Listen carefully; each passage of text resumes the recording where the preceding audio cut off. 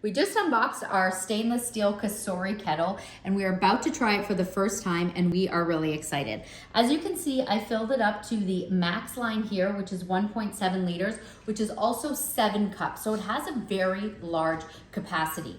Some of the really great key feature points are when you open up the lid here, it is stainless steel. So you have a stainless steel filter here and the lid itself is actually stainless steel, which of course we know is better for you, as well as the heating plate down on the bottom.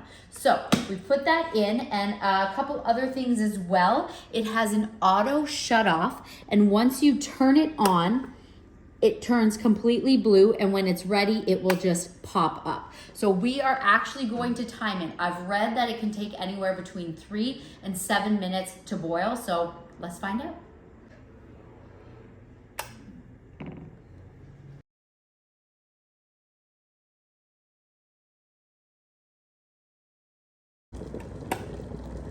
So it was at a full boil just under 6 minutes, and then just over 6 minutes it actually did the auto shut off.